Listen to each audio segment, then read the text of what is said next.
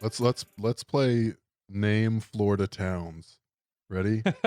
Go. Miami, Tampa, Kissimmee, Fort Lauderdale, Jacksonville, Fort St. Lucie, Tallahassee, Orlando, Apopka, Winter Springs, Pensacola, Winter Gardens, Plant City. Winter Park, Naples, Damn it, you took Naples. Avalon St. Park, Petersburg, Sebring, the Villages, Okeechobee, West Palm Beach, Gainesville, Key Largo, Key West, O'Brien, Fort O'Brien's a good White, one. Fort White's a good one. Siesta Key, Siesta Key's a good Cape one. Canaveral, Daytona. I am the king of Florida. I was not allowed to leave the state until I was 21 years old. Every year, our family we had a field trip to whatever tourist place was a discount based on what was on the back of the Pepsi bottle or the Nice. Pepsi. You know how like the Florida Yeah. Pepsi cans is always like, sometimes it was Halloween Horror Nights, but that wasn't Christian, so we didn't really have access to that. Sometimes it was Disney. Spent a lot of The time. Disney was a good deal. Spent a lot of time in Epcot, the Mexican ride, because it had like a little dip in it. Yep. Also Very a soothing. lot of sugar skulls, so that helped me develop my first sexual fetish. And then the Norse one, where it sprays the water on you.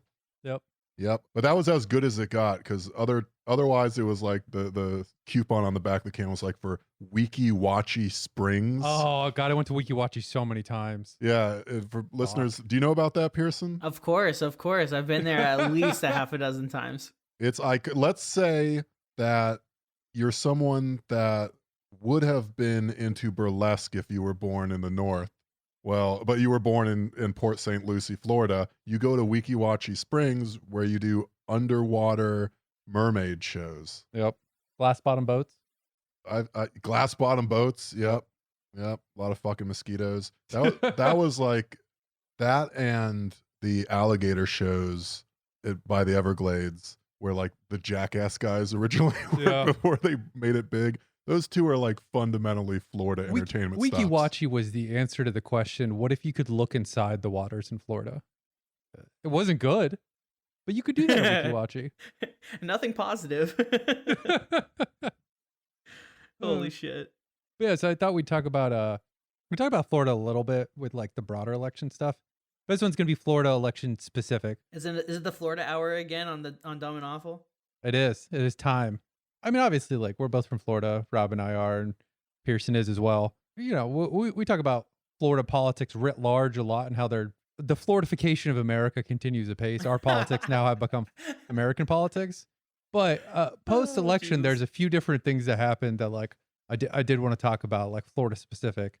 And then there's a question that keeps coming up, and I've had multiple people ask this of me, which just shows you how fucking incompetent every other pundit is that I get asked this question. And the question is, where's the clitoris?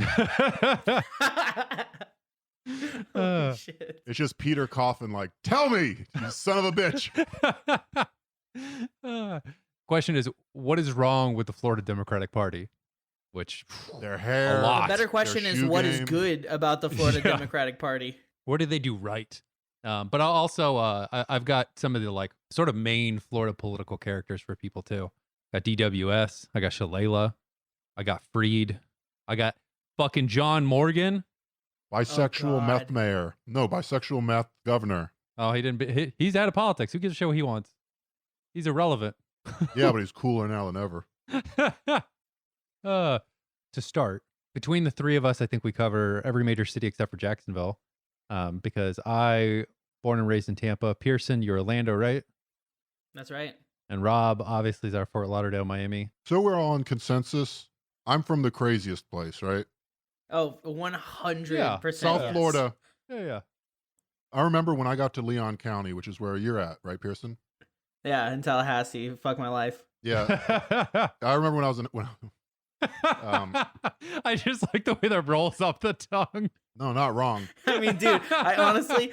It's funny because you guys like the tweet every time I say something about Tallahassee and how much I fucking hate it. But literally, dude, at least once a week, I rage tweet about how much I fucking loathe Tallahassee. Like, I swear to God, if I found a genie in a bottle, I would spend all three of my wishes desiring the absolute utter annihilation of that city. It just disintegrate. It's turn funny to you bring up ash. that word, because I remember when Annihilation came out, you tweeted like sitting under a tree reading Annihilation underneath the beautiful boughs of Florida flora or whatever. And I was like, does this motherfucker like Tallahassee? Explain yourself and explain that. Absolutely not, dude. I love nature, and it's a specific wildlife refuge that's about 45 minutes south of Tallahassee, and it's gorgeous. And the name of it's escaping me, but that's where Jeff Vandermeer set the Area X trilogy, Annihilation, Authority, and Acceptance, and it is gorgeous. St. Mark's? Yes, thank you. Oh my God. I can't believe that I couldn't remember it off the top of my head. Yeah, St. Mark's Wildlife Refuge. That place fucks.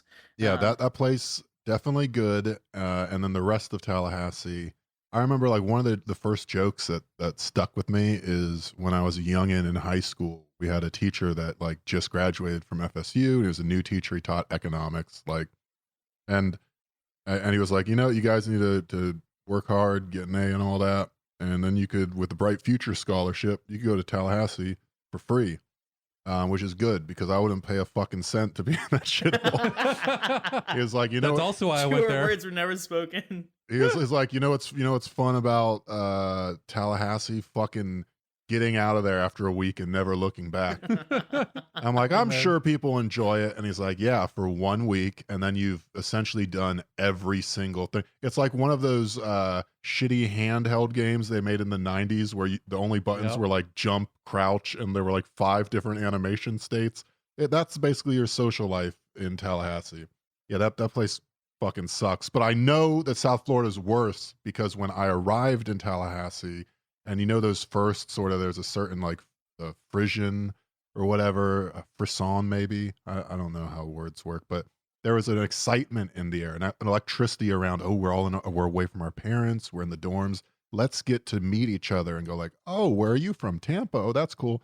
And I remember in that first semester, everyone that wasn't from South Florida were just like, God, people from South Florida are fucking assholes, aren't they? Like, I met so many people from around Florida, but the South Florida people are just fucking different and not in a good way. Just fucking savages. No concern for anything. Do you understand how fucked you have to be where you're looking at Jacksonville as a place of relative compassion? That's South Florida. Yeah, that's bleak. That's real bleak. We do need to make a Jacksonville Comrade connection at some point. I have still to this day yet to meet one though. So I've had the good fortune of meeting like several folks that do good work in Jacksonville, mostly through the Socialist Rifle Association, because when the Tallahassee SRA was getting up off the ground, we would meet halfway in Lake City and go to a free range over there and shoot with them. Oh yeah, Lake City. Famous for being the place that I-10 and I-75 meet. There's a Benihana's there. Shout out to that spot. So one time when we rolled up there to go to the range, we met up with our comrades there, and there were like a bunch of 3%ers and like Oath Keepers there, and you could tell because they had like all of the ridiculous bumper stickers on their jacked up trucks, as they always do.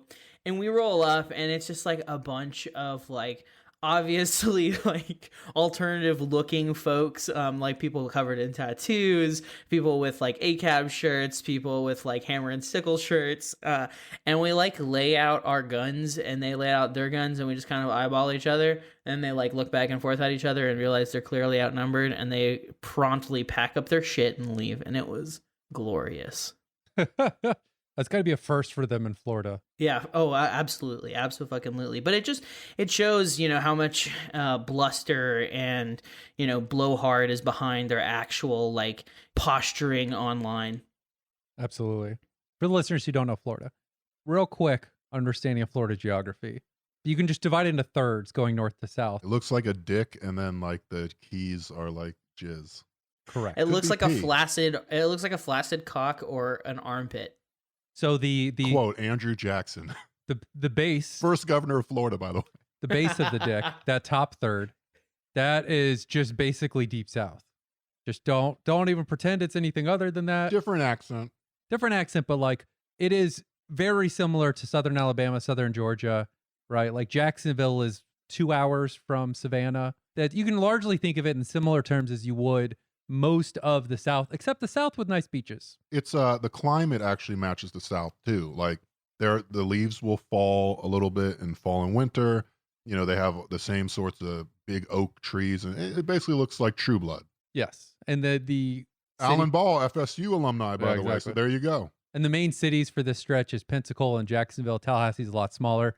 Pensacola and Jacksonville, both big military towns, so that's a huge part of it. Tallahassee, capital. The middle third is the Tampa, Orlando, Daytona stretch. What's that corridor called? There's like a road. The I-4. The I-4 corridor. Yep. Yep. Kind of like new development. Like everything is like freshly built. You got Disney money. You got the Space Coast taking a lot of people out of UCF, which is in Orlando. It's a lot of financialization. Orlando, I believe, is one of the fastest growing cities in the United States. Yep. And it's just like constantly, like a constant influx of human beings. I-4 in the Tampa area is also where the largest Confederate flag in America was being flown for a long time. I believe it's number 2 now, right near my house. Number 2. Yeah. Somebody popped up a bigger one in Tennessee or some shit. Build it back better. But the middle third of the state starts to get more diverse. So the top third has very similar demographics as the rest of the Deep South. Like it's largely white and black. There are less immigrant communities up there. There's a lot of military people. There's not a ton of money.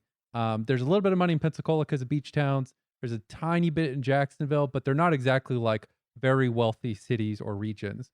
The middle of the state, that I-4 corridor, Tampa, Orlando, Cape Canaveral, Daytona-ish, there's a lot more money. Right now we're starting to get richer. As you go south in Florida, more money starts to appear. But it's like it's newer money in Orlando because it's financialized money. Like it's the big corporations putting headquarters there and all that. And in between the three, as you go west to east, it also gets a little bit nicer. So Tampa's probably the most garbage of that stretch. Because Tampa was like a small like port town. It had Cuban immigration way before anything ever happened to Batista or Castro or any of that, right? Like the Cuban immigrant community is totally different than other regions. And it just never really developed that much industry. There's still not that fucking much in Tampa.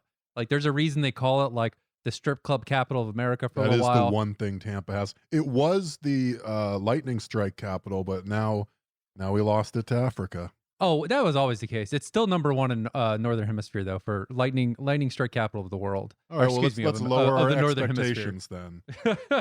So there's more money. There's more diversity in there as well because there's like a variety of immigrant communities. Orlando has a lot of money that's largely tourist-based, but now has started to be financialized as well. Orlando's also where the Pulse nightclub shooting is. That helps fix it in your mind. And then as we move east, that's basically we're starting to get to like NASA stuff and a little bit of Jewish retirement community stuff. Also, we got some bikers. Daytona is big, like, you know, get on spring your Harley and spring break. Oktoberfest. Because the sand is actually Cocoa Beach is there. Cocoa and Daytona both have like the sand that is like concrete, so you can skimboard on it, drive your car on it. Yeah. That is their biggest selling point. That's the perfect way to describe the sand there. I've never heard anyone describe it that way, but that's totally what it is, Rob. I mean, in every segment, there's gorgeous beaches. Pensacola is beautiful, right? Like all the beaches in the Western Panhandle are beautiful. St. Pete Beach is gorgeous. Daytona is really nice if you want to skimboard. I'll put it this way: if you step on a stingray in like Daytona, that's your own fault because they can't even get under the sand. Yeah, they're just laying on it like a sidewalk. The other thing I would note about the center of the state is this is where a lot of the retirement communities are, right? There's really not as many in the northern part of the state because now we're at the section where you don't actually get that much cold weather. The Tampa, Orlando, I-4 stretch, there's really not as much cold weather. It is distinctly swampy as fuck. Disney is in Orlando partly because it's the one part of the state that is a little bit higher, drier, and less likely to get wrecked by a hurricane than the rest of the state. Big shout out to New Smyrna Beach, shark bite capital of the world. We've got a lot of capitals of the world in Florida. All of them bad. Okay, then as we move south, now we're at the southern part of the state. We'll ignore the Keys. They're just doing their own thing. Keys are actually cool. They have a little small deer that's like smaller than a pug, and nobody wears shirts, and everyone's skin is like leather, and Jimmy Buffett is basically playing over the government, God. government subsidized PAs. And every once in a while, someone quotes Hemingway because, it's that there stool where he had his last drink before he killed himself. That's a tourist spot in Key West. It is. It's Also, cool. I've seen it. The Keys are like aggressively gay. I would say not like Final Fantasy 14 gay, but like Robin Williams with his earring gay. Like just having a fun time. Everyone loves them. Like a lot of like jean short. It's like that generation. It's like 90s style. Florida in general has a lot of jorts. Jean shorts are very popular. But it's very like open and have a fruit drink and just kick back on the boat sort of thing. Yeah, that's a tiny little island chain south of the whole state. Keys are just straight Caribbean. Yeah, they're cool as fuck. But the southern half of the southern third of the state on the West Coast, it's basically nothing but Naples. That's it. All of the civilization on the West Coast just dies because you hit the Everglades at a certain point. Naples is like the Tatooine of South Florida. It's like some far outer rim spot. It's the only civilization. Really the only it's reason the final Naples outpost. is there is when in the middle of the night you have to drive out on Alligator Alley, which is the only east-west connector through the Everglades to the other side of the coast.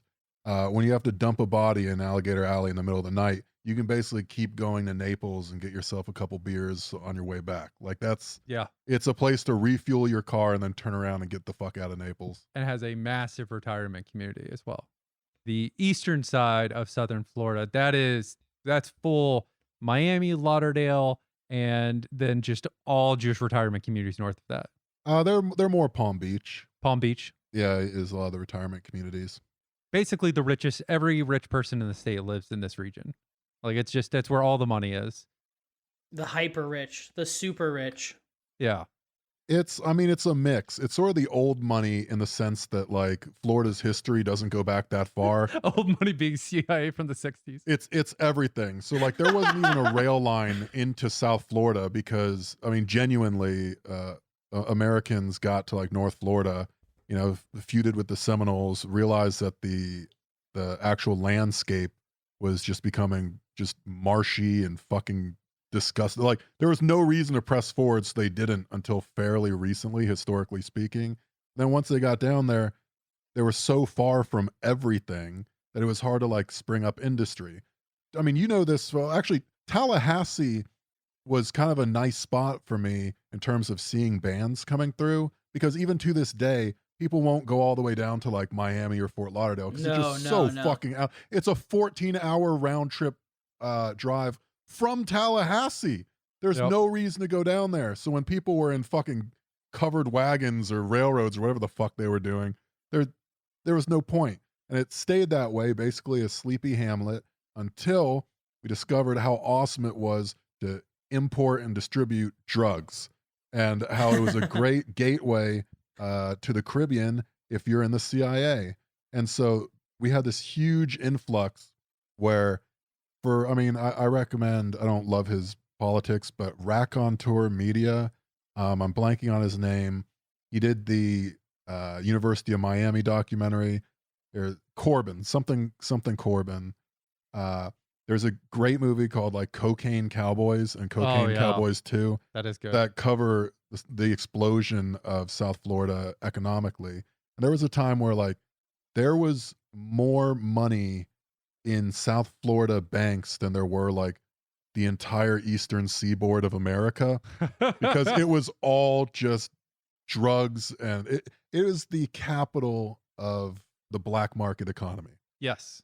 And it was filled with like Jimmy Buffett ass, like the guy that's like slightly overweight and leathery skin, and he's a boomer that ties his beard into two braids that he puts beads on. Yeah, floats around on a John boat and talks about how he doesn't have his official pilot license anymore. Those guys were the backbone of the South Florida economy for a long time, and it was basically a ton of money with nowhere to spend it. So they just developed the land like crazy.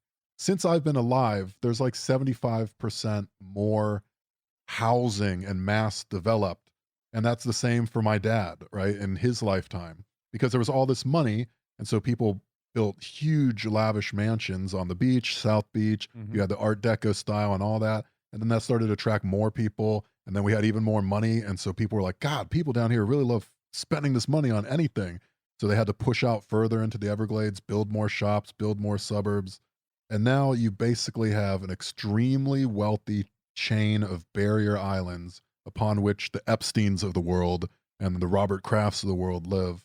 And then endless zero infrastructure sprawl into these little dots of gated communities where white people just sit on the roof with sniper rifles. Yeah. But it is about right, yeah.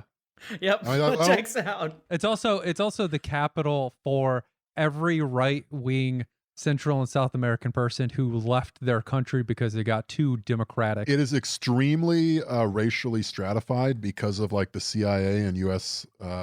Policy abroad. There are different rules based on what country you come from when it comes to immigration. Like, could we save you out of the boat? Do you have to put 1 foot on land? Do you have to like make it to a wherever, right? Yeah. And so different ethnicities or races or places of origin are actually treated differently by the institutions. And so that creates a hierarchy where like Dominicans look at Cubans like, you know, it's too bad we weren't able to enslave you too. And then Cubans look at Puerto Ricans like, what the fuck is wrong with you guys? And the Puerto Ricans look at Haitians like, well, I guess it's just you now.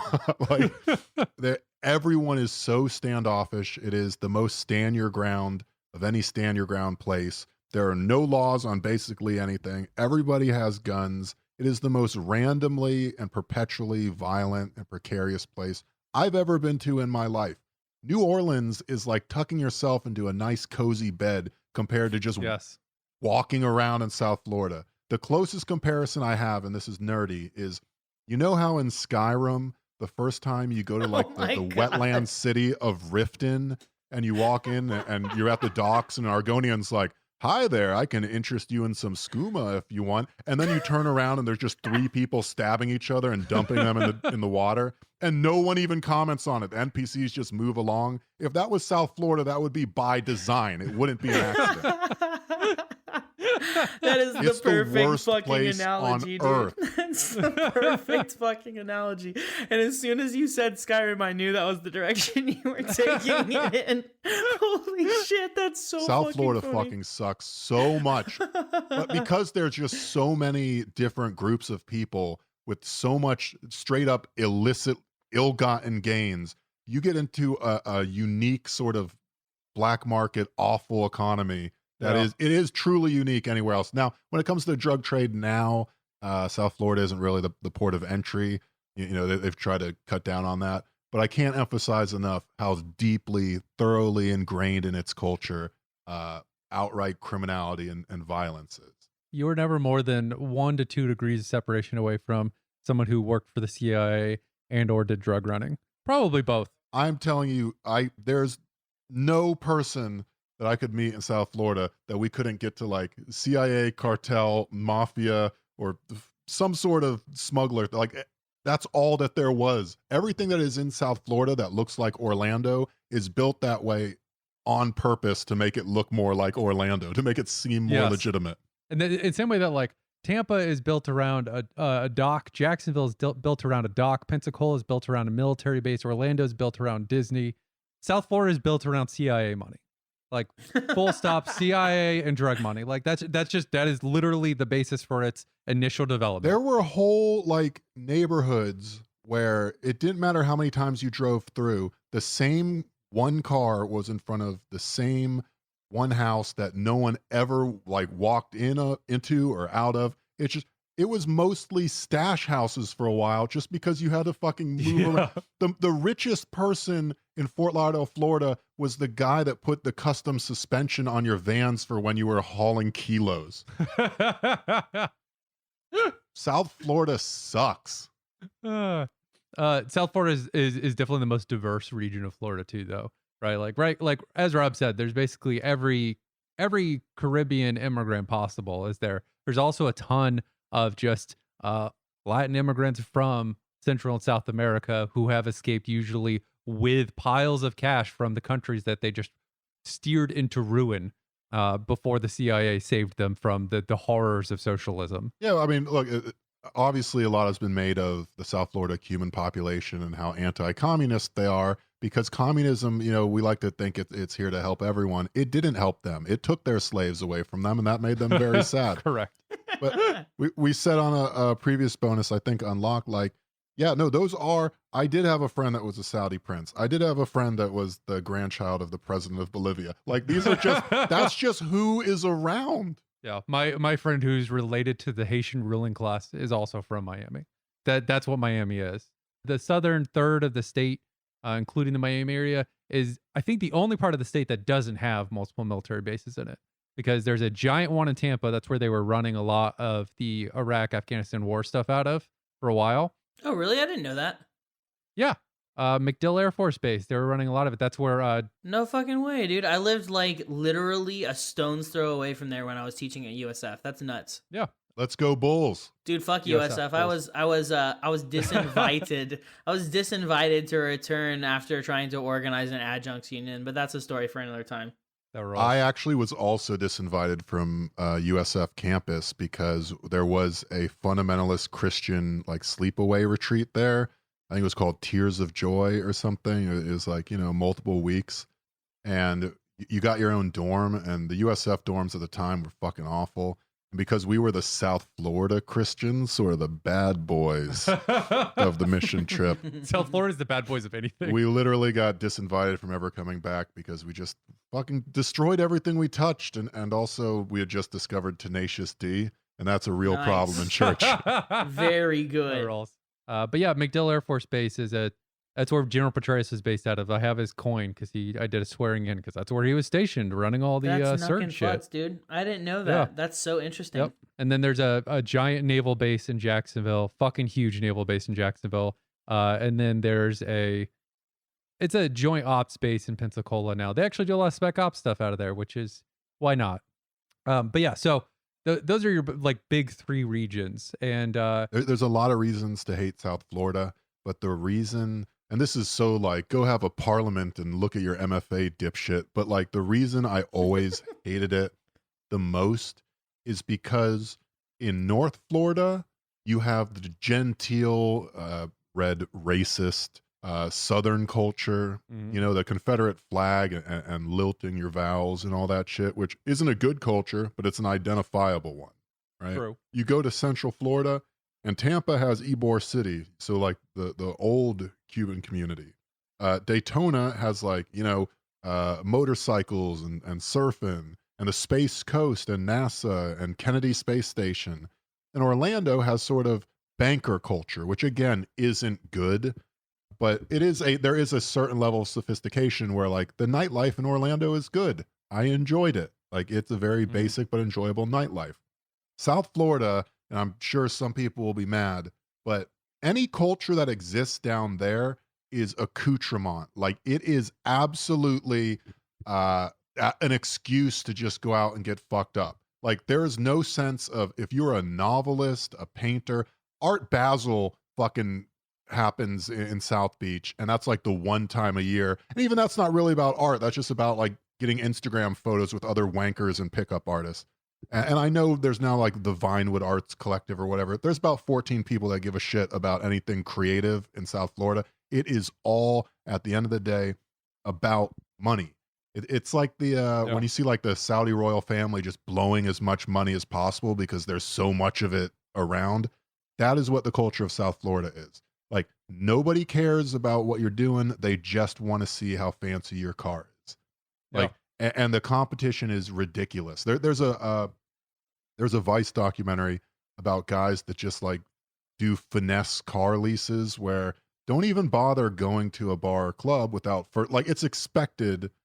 Like women putting on makeup, men are going to go lease a fancy, exotic or luxury car for the evening because it'd be like going out without a fucking belt on or something. Like it's just part of, because no one else gives a shit about anything else but the pure endpoint of money.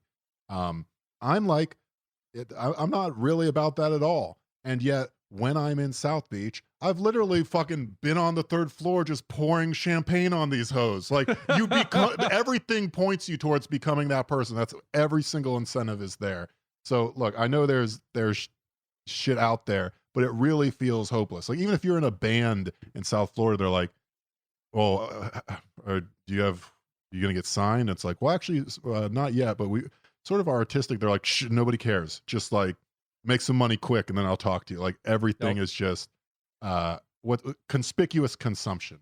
An entire area that it rivals and surpasses New York with its conspicuous consumption, because in New York there are other things, whereas in South Florida, that is it. It is the only thing is conspicuous consumption. I'm glad you mentioned New York, because the last thing that everyone should understand about Florida is that the motherfucking worst parts of New York have moved there. Oh yeah, no, they're everywhere. Like all of the worst possible New Yorkers now live in Florida. Like the most obnoxious Jersey Shore assholes, they live in Florida. They don't live in the northern part of Florida. They all live in the central and southern part. All of them. When the fucking Giants come to play Tampa Bay, it is all New Yorkers in the goddamn stadium. Oh yeah, there's more Knicks fans than Heat fans. At least there used to be. Yeah. Now the Heat are good. This is again, even sports they don't fucking care about. Miami Heat fans are famous if you listen to Bill Simmons or whatever, and he's right. Actually, fucking even the people on the announcers on the basketball games will say it.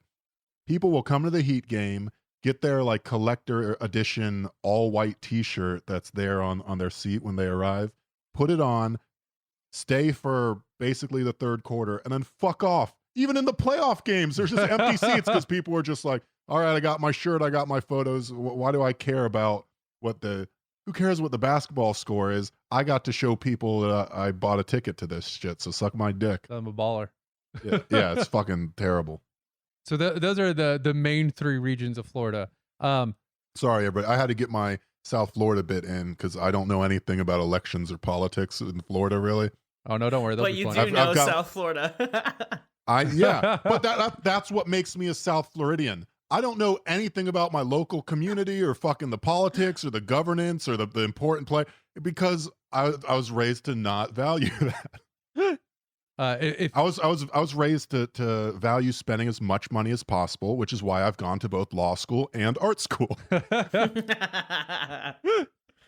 All right, so if we look at the election stuff, if you look at the map of Florida for this election cycle, there are basically 6 blue spots in the whole state. The rest of it's deep red.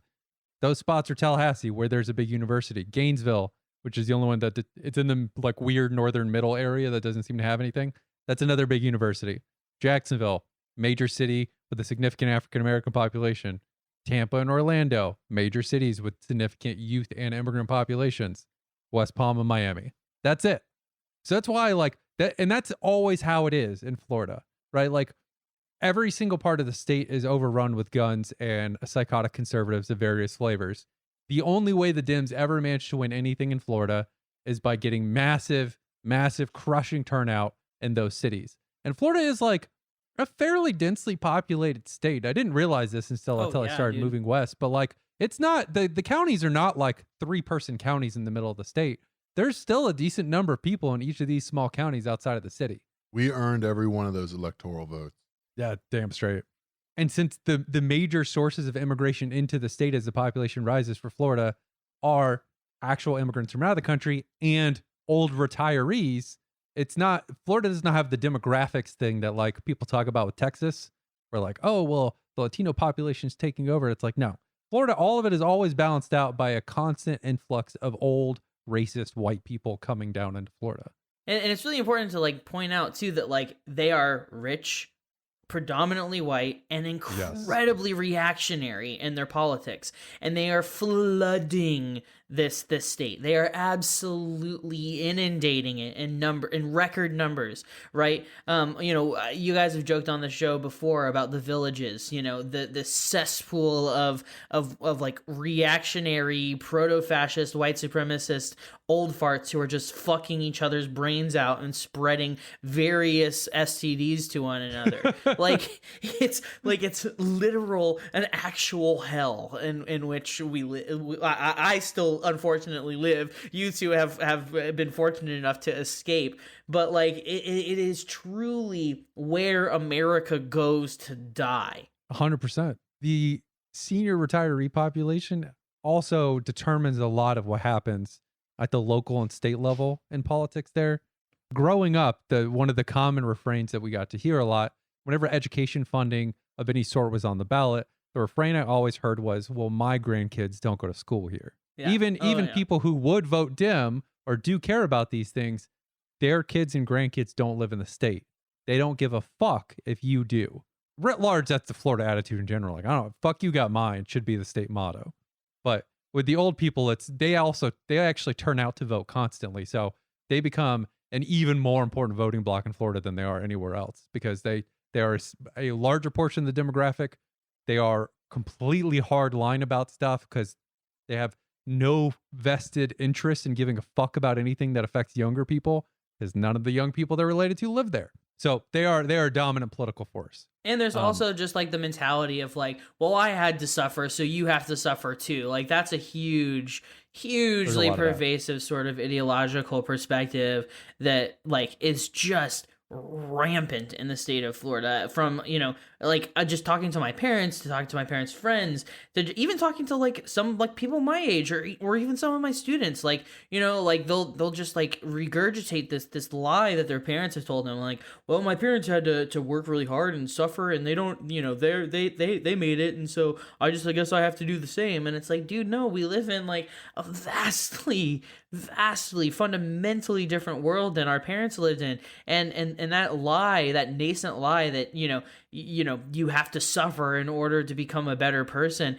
is so fucking pernicious, and yet it is baked into so many people's ideology in this country, because we have this like incredibly atomized and alienating like hyper individualist perspective that points us constantly towards trying to fuck over everyone around us rather than recognizing our shared dispossession and fighting like the people who are actually fucking us.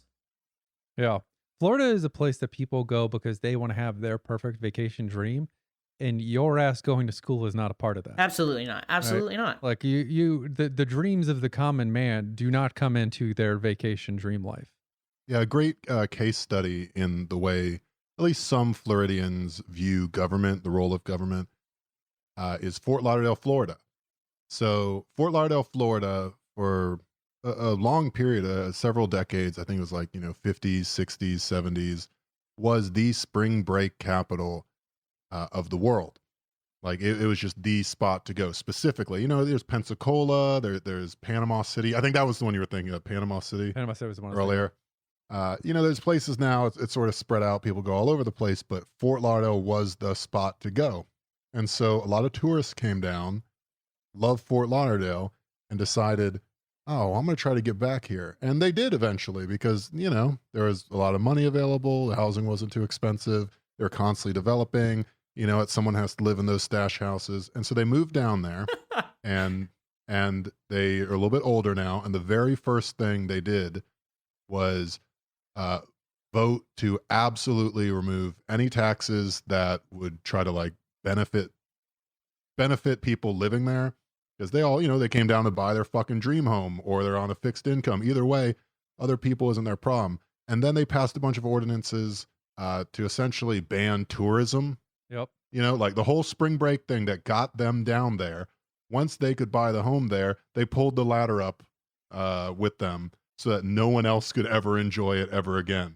So now Fort Lauderdale is like demographically all people over 70 years old who aren't paying any state income tax, because there's no state income tax in Florida. And also, so like the only legitimate way to get money into the town would be tourism, but then they're also trying to kill tourism so that they could have the thing that they once had, which only now exists in their memories, all to themselves and not having anybody else sully it. Yeah, and they're going to get to watch as like climate... Well, actually, unfortunately, they're not going to get to watch as climate change ravages their precious beaches, because they're going to be fucking dead by the time the worst effects of it actually cause sea levels to rise. They're like fucking pharaohs, and they put the entire town they're in the tomb with them. Right. No, that's the perfect analogy, dude, for sure. And I think what you're pointing at, Rob, kind of like reflects this broader I think, condition that exists in Florida, which is like, the absolute disenfranchisement of like poor and working people who actually live here, whether that's, like voter suppression or gerrymandering, or like the ways that like the vote has been redlined, or reneging, felons' rights to vote, or gerrymandering, or disenfranchising like Black and Indigenous and people of color. Like, it is part and parcel of the sort of Florida project. And I think that Brett or Rob or one of you guys has said on the show on Dumb and Awful before that like Florida politics is American politics in a microcosm. And I think that that's like precisely what we're seeing all across the United States, is this absolute ravaging of the working class by people who have been absolutely relentless in their ruthlessness of stepping on people's necks in order to scrape out whatever they fucking can take. And I think that like that is precisely why Florida, is like the redheaded stepchild in the popular imagination of so many liberals who think that somehow that this is like a purple state, when in reality it's not. As I'm sure you guys are well aware, this is an absolutely like reactionary cesspool of just the most reprehensible and reactionary ideology that one can imagine. And I think that the flukes of like an Obama win can be directly like traced back to like his absolutely hawkish neoliberalism, rather than any actual sense of progressive platitudes that he offered in like 2008. I think you know what they say about assuming, because me and Brett actually disagree with you on there. I mean, really? I don't care about the Democratic Party. I'll never vote for a Democrat again. Frankly, I think the best thing we can do to save the entire planet is work towards the dissolution of the Democratic Party. Yeah. But we do not see Florida as just some feral reactionary mass for many reasons, but the one that comes to mind right now is because of what you just said, right? It's a whole bunch of reactionary boomers and rich people saying, fuck you, got mine. And we focus on the got mine and how selfish those people are, and not enough on the fuck you. Who is that talking to? The fucking millions of poor people that actually do have some desire for progressive or left policy. Totally, like the other half of the passing the $15 minimum wage, which of course isn't going to be here until like 2025. But no, yeah, and I'm sorry if I meant to paint all of Florida as this, totally misanthropic thing. That wasn't my it's not purpose. I didn't mean to be so hyperbolic. Oh, no, it's fine. But we actually we don't believe that Florida, let's say we were like just Democrats, we don't believe that Florida can't go blue. It's just that there has been almost no attempt to make it go blue. Like when you look at the things Floridians are interested in.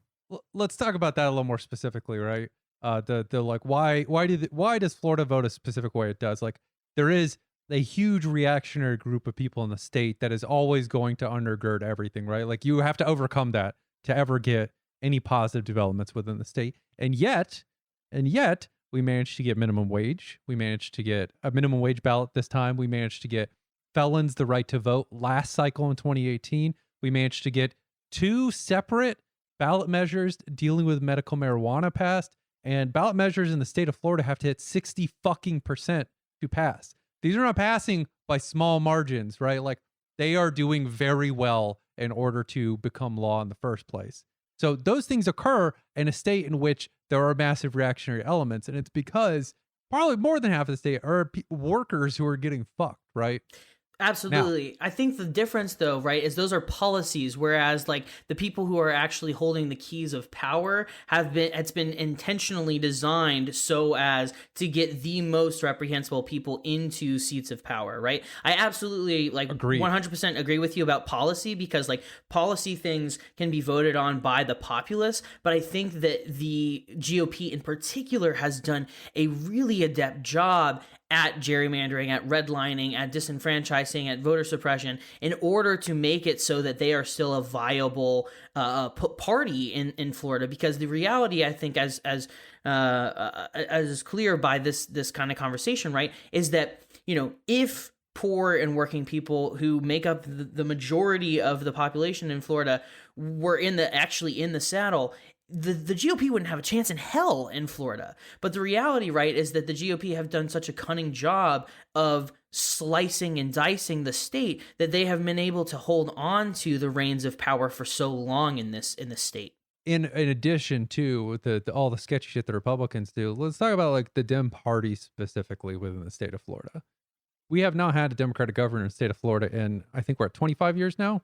That sounds right. Years, something like that. It was 24 years in 2018 when Gillum ran and lost. Lawton Childs was the last Dem, right? Lawton Childs was the last one, yeah. And before him, there was a bunch of Republican ones too. So it's basically been like one Dem governor for the last like 40 years.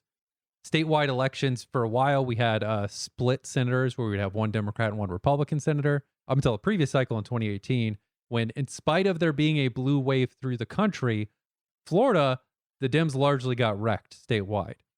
Bill Nelson, who is a longtime senator of the state of Florida, Democratic senator, think of him like the Feinstein of Florida.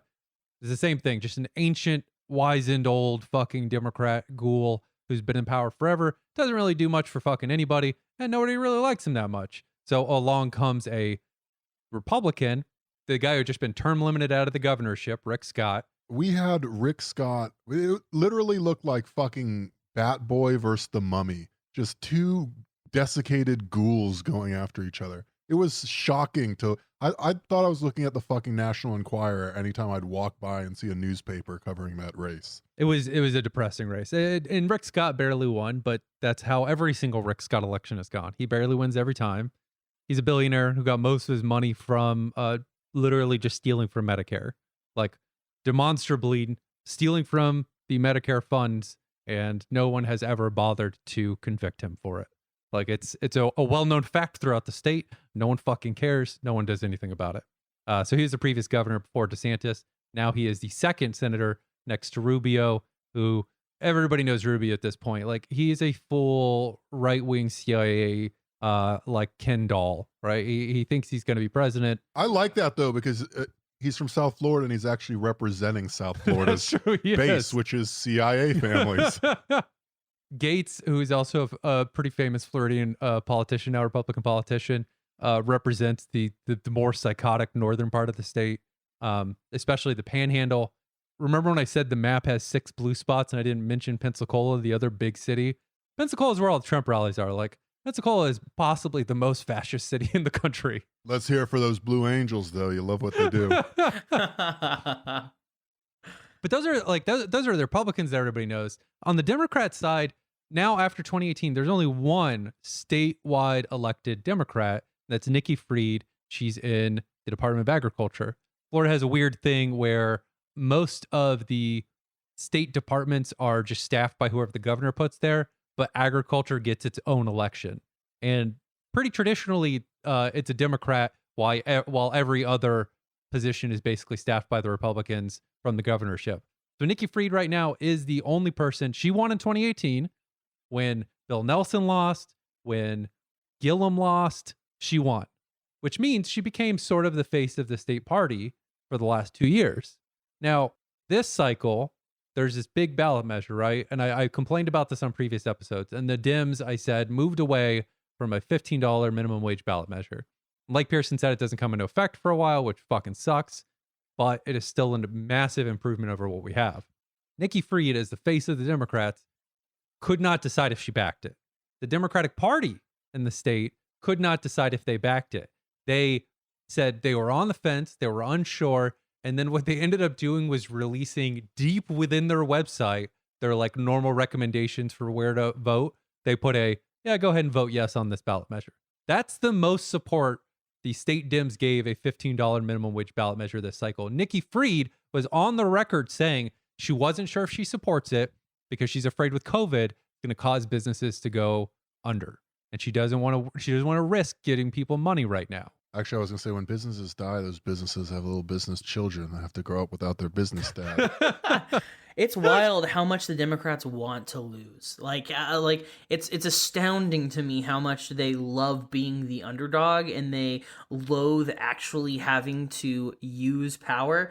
I get it because it means that you can just like soak up all of that corporate money and just I was gonna ride say, how high. are they the underdog? Well, they're winning. They're fucking richest. So they're the most successful. I mean, look, the Democrats are just like 1,000 people that operate in the like Northern Virginia region and make a whole bunch of money fundraising. Like by that metric, they're killing it. They're only failing people that have very incorrectly bought the line that they're actually really looking out for you in the same way that Joel Osteen is really looking out for you if you give him enough of your money. Yep.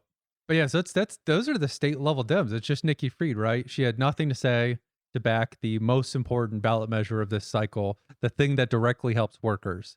It helps a lot of people in Florida to figure out where the Dems stand on that front, right? The House reps, so in 2018, the Dems managed to flip, I think it was 2 House seats, both of them in South Florida. One went to Donna Shalala this time, right? So Donna Shalala won the seat in 2018. She lost it back again in 2020. The Dems in Florida lost every single House seat they had just gained in 2018 during their big wave election. The Southern Rahm Emanuel strategy. And Donna Shalala, the reason I call her up by name is she used to run the University of Miami, right? She was the president. She was president of University of Miami for a little bit, which is a private school.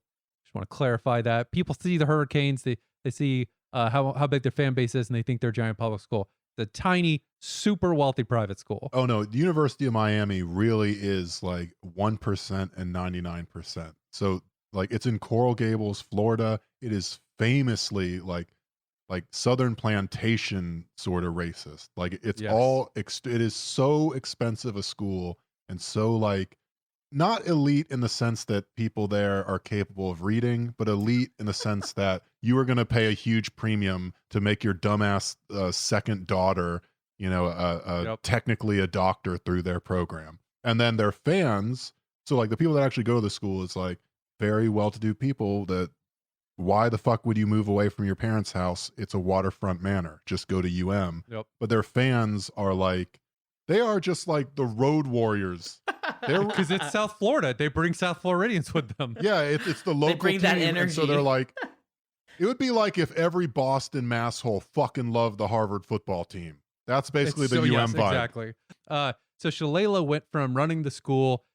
Host of scandals happened while she was president there. She retired. I genuinely to this day could not explain to you why she was tapped by the Dems to run, other than the fact that she is good friends with DWS, Debbie Wasserman Schultz, and she's friends with Pelosi. So in spite of the fact that she is, I think she was 78 in 2018 when she was running, they still put her on the ticket.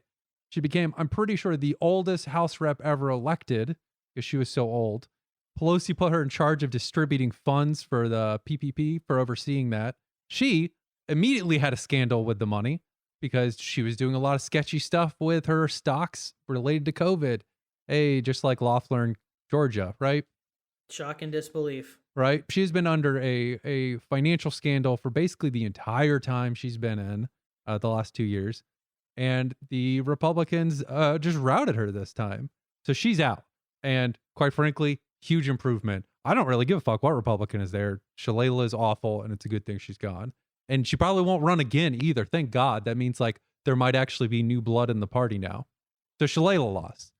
So those South Florida reps are also in the area that the Dems spend all of their money and time trying to swing for every statewide and national election, because we talked about like the thirds of the state, right? The southern third of the state, specifically like the Miami Lauderdale region, is the largest population center in the state by far, right? So it's the same idea of like they're going to run up the score in Philly to try to win Pennsylvania.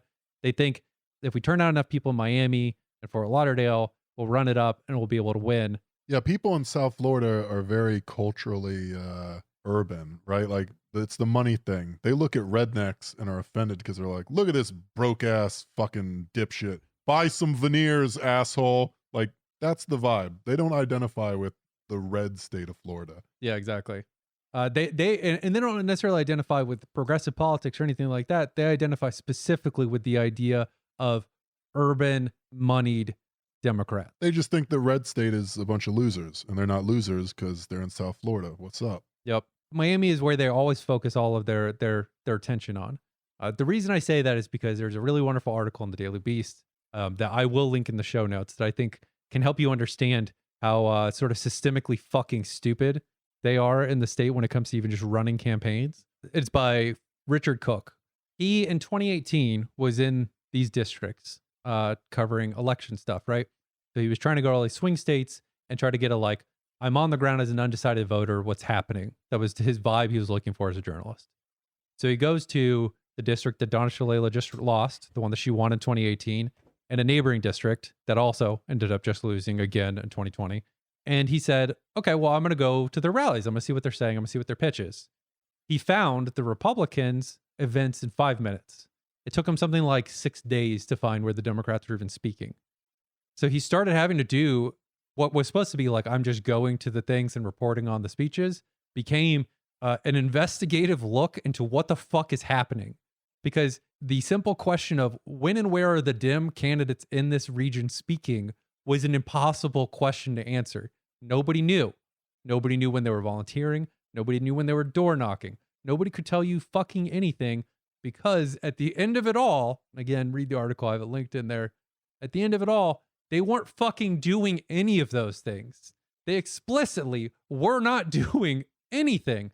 They were like, we have some digital ad campaigns and we have some TV ads. That is it.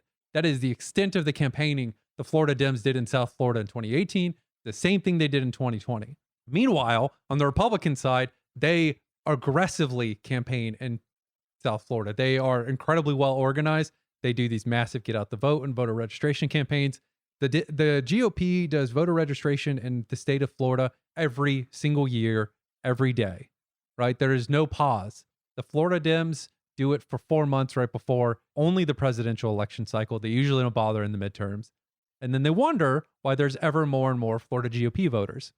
In the South Florida region this time, they also combined that with the Trump strategy, where they actually looked at the communities in South Florida, the Hispanic communities in South Florida specifically, and said, these are not the same communities as what exists in El Paso or in Arizona or in Nevada. Maybe we should target them differently.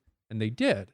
And so Trump was very effective at targeting these Hispanic communities with a pitch of really just Red Scare shit, which works really well because, like we said, a lot of them specifically fled socialist countries. They are the conservatives of their countries who fled to South Florida. It's not them being Spanish speaking doesn't inherently make them left wing or liberal or anything like that.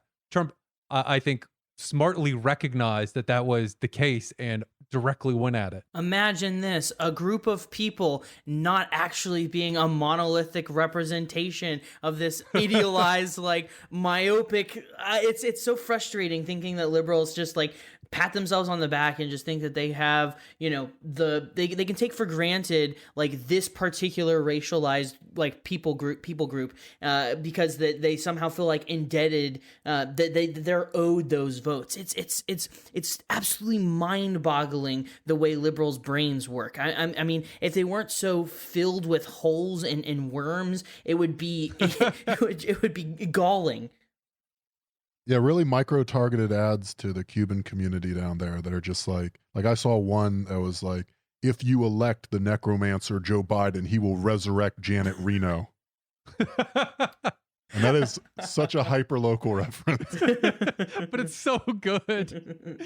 That requires an understanding of the community. Folks, we're gonna get Elion back. There were actual Elion fucking head nods, which is amazing. Folks, we're going to make Enrique respect Gloria Estefan more. It's time. It's time. But yeah, so that's what happened with the South Florida stuff. That's basically it, is he just targeted a community that he understood better than the Dems, who literally, again, did nothing. They did no door knocking. They did no get out the vote. They did not appeal to the Hispanic community writ large at all, and definitely not to the one specifically in Miami, right? They didn't do any of that, but then they expected to run up massive margins there that they could then take to the rest of the state to win. That's the reason they lost the state writ large, right? I will say, though, as someone who's not from Miami, it is always a little irritating. I'm sure other people feel this way too. When the Dems collapse your entire state down into one county that they give a fuck about. Because they've decided all the rest of you, we know which way you're voting. We don't really fucking care what you do. In fairness, they do care about Broward County too, but Broward County canonically was part of Dade. So it really is just like Dade North. It's the same exact group. It's Yeah. No, it is a little frustrating in that end. That wouldn't be the worst thing in the world, just because the Southeast, the Broward and Dade County especially, are like diverse and more representative of America. And if they could win there, it would probably be a good trend for winning across America. But like the Dems just lost ground with the every group. Like they lost black votes in the Southeast. Yeah, they did. Because they weren't offering anything to anybody. They also, and I've said this before on previous ones, but like one of the things you should know about the state Democratic Party is they love former Republicans. You think Joe Biden likes former Republicans? No. No one likes former Republicans like the fucking state Democratic Party in Florida. The guy that they all interview right now when they go to ask about like, hey, what's going on with the party? They'll talk to Nikki Fried, who is the one statewide elected Democrat, the woman who's running Department of Agriculture, and they will talk to Charlie fucking Crist. God damn it. Charlie Crist was a Republican governor of Florida. He was the guy that lost to Rick Scott. But because he wanted power and because the Dems are fucking incompetent, they just let him run under their ticket. He basically didn't change his platform at all other than to say maybe gays are okay. That is such a Dem move, is they were just like, well, we're running a Republican, but he's an LGBT Republican. And it's like, all right, fine. That's not controversial, by the way. This isn't like a Cory Booker situation. Like, no, everybody knows. Is, every human being in Florida, he didn't really make a secret of it. Yeah, exactly. This is who the party is when you live in the state. The last thing you should know about the state party for this cycle is they took a PPP loan when the bailout happened. So when all the COVID fucking stimulus came through and they were doing the protections, PPP loans, the protections for businesses and things like that, the state Democratic Party of Florida took $800,000 from that. Even though it explicitly says they're not supposed to go to any political affiliation groups. Even the fucking GOP knew better than to do that. So they took the money, and then when it came out and people were understandably incensed that they took the money while businesses are going under all over the state, they said, oh, well, the bank approved it, so we figured it was fine. So coming into the 2020 election, the state Dems fucking were getting just demolished because they very sketchily took money and then returned it. Donna Shalala did a bunch of sketchy shit with finances on her personal end. And then they did nothing. Their platform said nothing about minimum wage, to the point where even the state Dems were like, even Joe Biden said he wants a minimum wage of $15. We couldn't even do that. They managed to make themselves somehow more right-wing than the fucking Biden platform. And so, they got slaughtered. Deservedly so. So that's what's going on with the state Dem party. They are incompetent, piece of shit grifters in a state in which we recognize con men far better than anyone else does.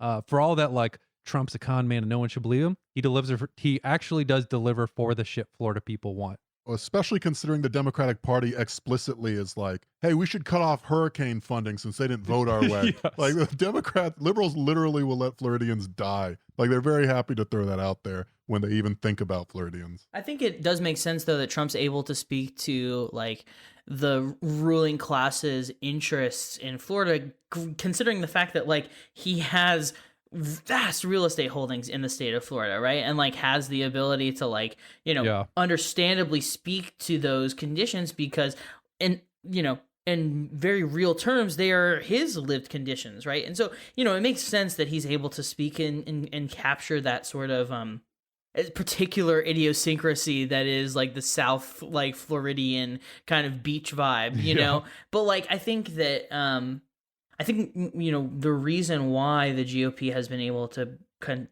continuously maintain and perpetuate their hold of the state is because the opposing force is so weak and so feckless that it's like they can't, the Democrats aren't able to turn out like voters for them because people rightly recognize that there's nothing in it for them, that literally standing in line to vote doesn't fucking matter because they're not going to get anything out of it anyway. So they're just like, fuck it. Yeah, the state Dems don't even try to promise things. They don't make an attempt at all, which brings me to the last important political figure you should know about in Florida, who is not a Dem or a Republican, John Morgan.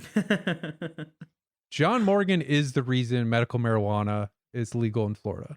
John Morgan is the reason, I'm not going to say solely, but a major part of the reason why minimum wage ballot measure just passed. John Morgan is a injury and liability lawyer. He's based out of Central Florida. So growing up, probably everybody heard this jingle here. Morgan & Morgan. For the people. He's just basically like some big shot lawyer, right? You wouldn't really give a fuck about him normally. He's the kind of guy who, up until mid 2000s, was sort of a behind the scenes donor in the same way that like every donor is usually behind the scenes, and it's almost all of them are rich older white dudes, which is what he is.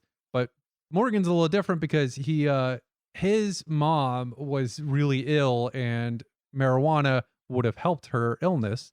And so he got really pissed off that we couldn't get a medical marijuana system in the state of Florida to work. So he sponsored the first ballot measure, which failed just barely. And the state tried to pass medical marijuana to be like, no, look, see, we gave it to you. And it was, hyper restrictive, didn't do anything. So John Morgan went like, yeah, fuck you guys. That's still not sufficient. And so he pushed another ballot measure that did end up passing and created the medical marijuana system Florida has now, which, while not perfect, is pretty fucking good for the state of Florida. That exists because he funded it. When I went to assist the department that oversees medical marijuana stuff in Florida, the big question constantly is John Morgan about to sponsor a legal weed ballot measure?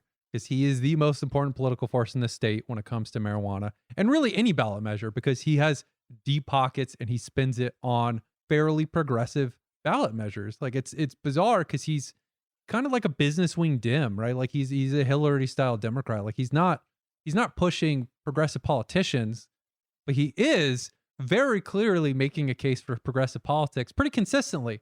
That's really the only way shit can break through down there. It's like the Carnegie Democrat model, where it's just like, yeah, I'm not really like a politics guy. I just have a whole lot of money and I have weird pet interests that sometimes enter the sphere of governance. Yeah, exactly. And it's just like a quantum fluctuation in Florida presents a progressive policy every once in a while. So he threw a few $1 million behind the, maybe more than a few $1 million behind the ballot measure for minimum wage this time. When Nikki Fried, like I said, was sitting on the fence, he came out and basically just nuked her and said, like, that's cowardly. What is wrong with you? Why don't you all stand for anything? This isn't even a political position. It's a moral position. Inequality is killing us. Like, this is the super rich dude is saying this, and he is further to the left in the fucking state Democratic Party. He considered running for governor this last cycle with Gillum, and then he got so fed up with the fact that the Dems don't stand for anything. He said, I'm just not going to be party affiliated at all. I'm going to push my own things. Both parties basically just want the same thing, which is more tax cuts for the rich. And I'm just not going to be a part of it anymore. And if I have to vote, I'll vote for the lesser evil. And that's what it's going to be from now on. He's an interesting dude. And he is probably the most powerful political force in the state single-handedly, because he is one of the most widely recognized names in the state, because he's been running ads since the fucking 90s. So everybody knows who he is. And two, he's successfully gotten a bunch of ballot measures that people really fucking like. And he's gotten passed through. So like he's pretty popular in and of himself as well. So he is bizarrely in the state of Florida. It's the state Dems doing fuck all, the state GOP just competently trying to murder everybody. And John Morgan for the people out there doing noblesse oblige. And like that's basically the best you can get in Florida. Which is a low bar, for the record. It is a low bar. Yeah, oh my God. Part of my kind of cynical brain kind of goes to the point of like, well, is he doing it because he has some other nefarious like project, or is it because, you know, he wants to make a, you know, run for office? Is it because he like had like to your point, like, is it because he has some sort of personal trauma tied up that makes him have like, this is almost like a like vendetta against you know, getting these things passed? And so it's interesting thinking about him as a figure in Florida politics, and I haven't heard anyone make that particular argument before, Brett, but I think you make a compelling point, especially thinking about like, just, you know, he has like a pretty consistent track record of getting things passed. I think what's most instructive about Morgan is just, as Brett said, here's like one class trader that actually has a firm belief about one or two things. He's able to influence the shape of governance in Florida. Just this one guy. It really highlights how intentionally awful the Democratic Party is about actually trying to win in Florida. Because if one guy with some money is able to get actual progressive policies through, imagine what an entire party that cared and had even more money and institutional backing could do there. The fact that they're not doing anything and that it's so impossible for them, but one guy who actually cares can shove stuff through, regardless of why he cares. Pretty damning indictment of the Florida Democrats. Oh, 100%, my dude. The one thing I would add, though, is that like I do think that there are many hundreds, if not thousands, of people doing the hard work of, you know, passing the $15 an hour minimum wage, or of getting medical marijuana on the ballot. Like, you know, there are tons, or passing like felons' rights to vote again, right? Like, there are lots of people doing the hard work of making these ballot measures pass. And I think that, like we said, the Floridians do care about this stuff and do want to go to bat for it. They just need to actually believe that someone is trying. Yeah, for sure. And I mean, either they need to believe that someone is trying, or they need to get organized and do it themselves, because as we have shown, I think pretty clearly here, the Dems have absolutely no fucking interest in helping us. And so, you know, my analysis would be that we are just going to have to fucking help ourselves. Yeah, I don't want to take away from the activists, especially with the minimum wage. That was not his brainchild. He just donated a lot of money and helped it get on the ballot, and helped run some ads. The first medical marijuana thing, I think he like personally funded the entire thing, which like that ruled. And then the second time around, he actually worked with people who know how to do it. And hey, voila, the combination of money and competence makes things happen.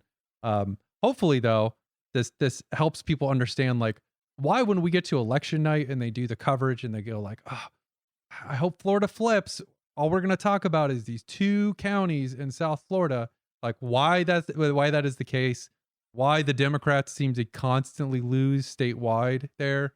The AOC criticism that they're basically fucking incompetent is absolutely true in the state of Florida. Like they do not do even the basic things you would expect from somebody trying to get elected. Even if they were trying to get elected purely on personality, they do not do the basics. And so I don't think you should expect Florida to vote Dem anytime soon if that continues. That said, I don't think it is a state that's a lost cause or you should wish gets wiped out by a hurricane. There's a lot of people who are just getting fucked, honestly, in the state. That is what the state's about. Fuck you got mine means there's a lot of people who are the you in Florida who are getting fucked. And they would like things to get better. They keep voting in a way that demonstrates they want things to get better. But they're also understand that the Democrats are not the people who are going to make that happen. God, please, someone, just anyone, please organize or make like it. I have such hatred for the Florida Democrats because I can't emphasize enough how truly soul-wrenchingly god-awful it is to be in poverty in Florida, because there is no social safety net at all. You are just not a human if you are broke in Florida. And it's like it's bad to be poor everywhere, right? But there are states in which you could, you know, have even the slightest shred of dignity. Florida is not one of those locations. No. there's nothing. It has a state that's been completely gutted from top to bottom. The education system has been gutted. There's no infrastructure. There's no social safety net at all. It's not a state in which there's a lot of good things occurring for regular people. So it would be probably pretty galvanizing when it comes to getting votes if you offer to do anything to fix the fact that it's just been completely blown to smithereens. I think that's well said. There is no blue Florida or red Florida. There is only Jimmy Buffett's Florida.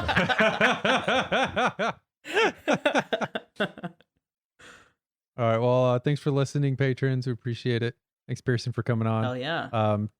Definitely check Thanks, out Pearson. Definitely check out Coffee with Comrades. At Coffee W Comrades. Yeah, me at is Coffee W Comrades, and then Pearson is at Pearson Bolt. Yeah, right? That's right. That me.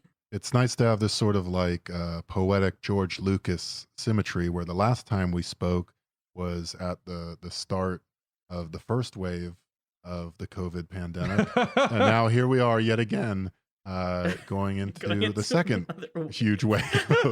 Holy shit, I didn't even think about that. Same Rob. as it ever was. True. Holy fuck. Yeah, I remember sitting on your guys' couch just being like, oh fuck, we're all fucked. This sucks. Oh my God. In fairness, about 20,000 New Yorkers died shortly after you left. So yeah, no, we were fucked. Yeah, I remember that. I remember sitting there and being like, am I being insane for trying to encourage him to be as like psychotically safe as possible? And the answer to that was no, I was not. Yeah, no, I'm and you know, Brett, I'm actually glad that because having conversations with you was like really what pushed me over the edge of like, I should leave. I should get the fuck out of this city right now. And I'm glad I did. I wish that I'm glad you too. I'm glad it all worked out and you didn't catch it. Yeah, for sure. I mean, I wish that our you know, Rob, I wish that our first meeting could have been under more auspicious occasions than, you know, the entire collapse of infrastructure in the United States as we know it. But, you know, I'm glad that we could at least hang out for a little bit. I owe you one K-Town trip whenever that fucking is. Yes, fucking please. Let's make that happen for sure. Amen. But yeah, thanks again for coming on. I appreciate it. Of course. Thank you guys for having me. I'm glad. It's always fun to collaborate and talk about the flaccid cock that is the state of Florida. Well, actually, if you're not using the Mercator projection and you use one that highlights the global south as it should be, it actually looks like a bent, fully erect cock. So that's the more woke way of looking at Florida. Touche. That's right. Touche.